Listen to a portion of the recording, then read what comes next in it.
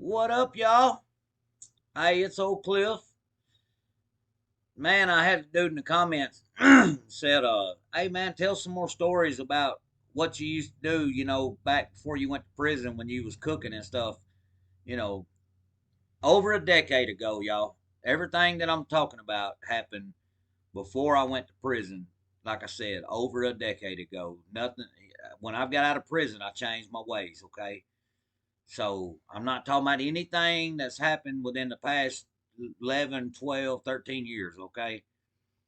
Um, but I'll tell y'all something, just how crazy life works, man. So me and two of my friends were at my house one night and we were cooking. And one of them, the law was looking for. They wanted him. Well, it was getting late in the night, 2 o'clock, maybe 3 o'clock, and they the local cops are gonna raid us or whatever.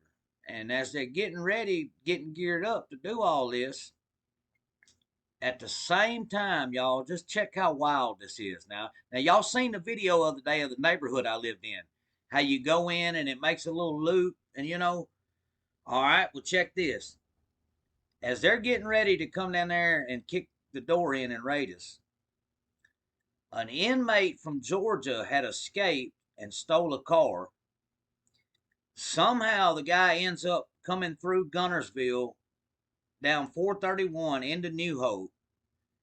Out of all the places that he decides to whip a turn, he hits the turning lane at that Wavaho station I showed y'all where we hung out after school, and he comes down Main Drive toward my house. So the folks is down there getting ready to come bust us, and dude, out of all the freaking roads in that town of New Hope, this guy turns on our road, Hereford Street.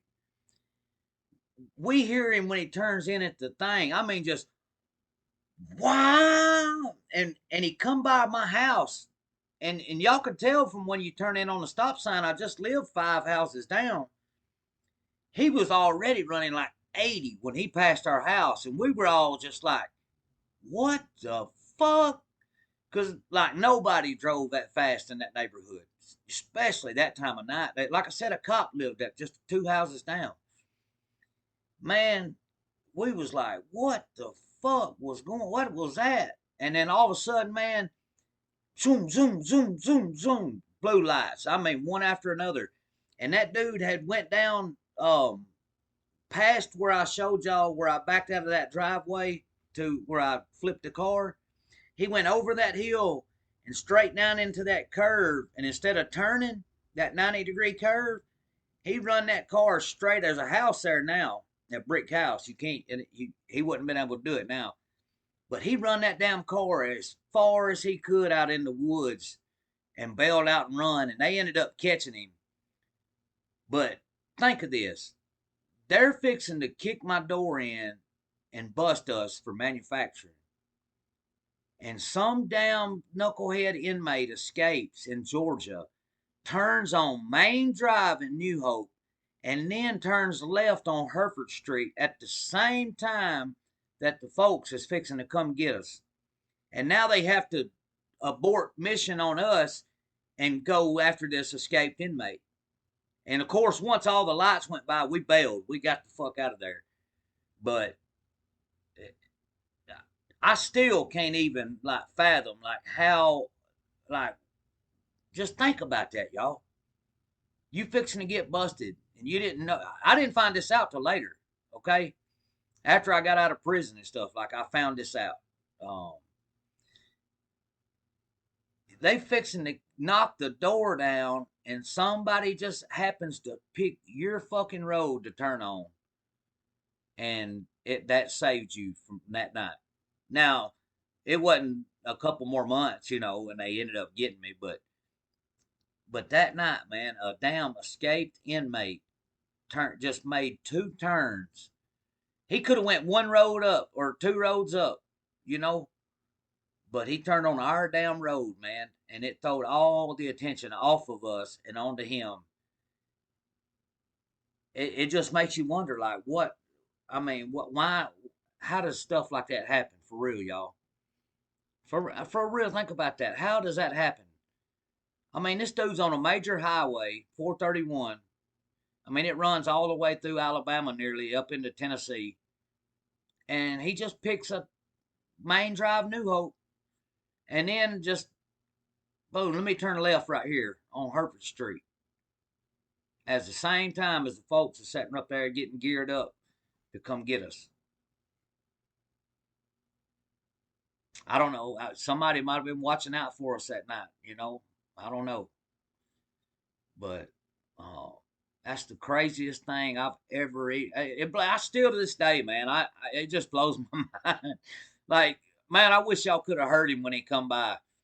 Like, I lived in that neighborhood my whole life, y'all. I never heard nobody come down through there like that. I mean, he had that little Honda peg. I'm talking about, oh my, hell, he was rolling. I bet by the time he made it down there to that curve, he jumped the damn hill right there where my grandma's old house was. He jumped the damn hill, you know. And then, like I said, when he got to that curve, they was it was muddy out in there, and it was, y'all know that kind of land where it's a swamp like or mush like, and it's got them little saplings that grow everywhere real close together. Well, that's what this was. And man, he made it about a good 35, maybe 40, about 30 yards. Which that I ain't gonna lie for what he was in, and it wasn't a Honda neither. It was a Tahoe, and he run that sucker all the way up in there. I mean, as far as he could get it, he got it up in them trees a good ways. The Honda I'm thinking about is a friend of mine, Brandon, that made a high speed chase one time.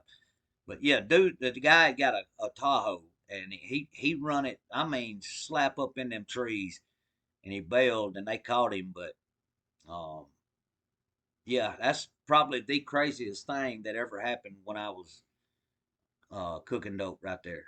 Um, I don't, yeah, I don't even know how to explain it or what. It just that's how it happened. That's what it was, and um, it blows my mind, man. So I guess my mom or somebody was looking out for me on that one, baby. I don't know, but uh, yeah, we got lucky on that night. So, all right then, y'all.